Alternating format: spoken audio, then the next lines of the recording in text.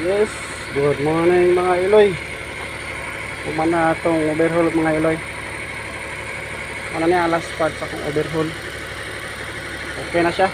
Muna yung tingog sa andar.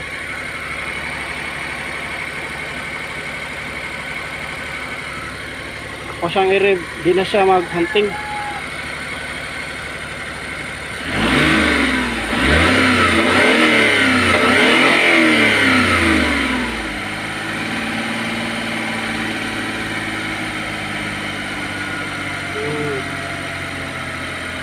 Ganun nga ni siya gaandar, litag pa. Mata na ako mga alas 7. Ako nang gipaandar. Kaya yung gipanahod na ako mga bangko. Bangko diri wala pa na ako gitaod kay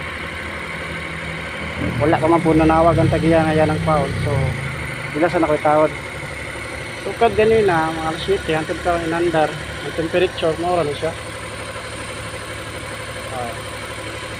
Mga temperature sukat na kanina alas 7.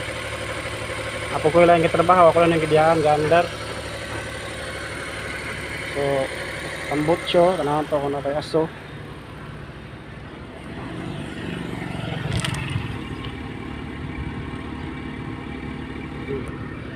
Wala ray andar, wala ray aso.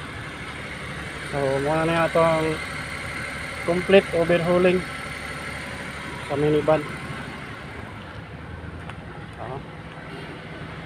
Ngayon ako ni siya ay sirado o manawag ng tagiya nga yan ng paon para makapalit po tayo bugas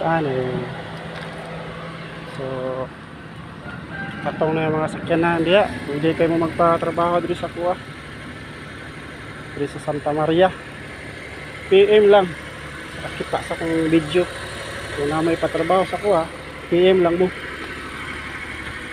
So karon ako na ning pandaran-daron,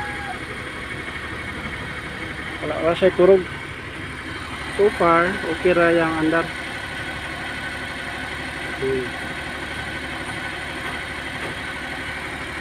Ako na pong trabaho niya kato na pong bangko sa rebo nadawat siya. Ako na itong simbol lingon na lang to niya kaya nadawat pang ko ng iyang hinges.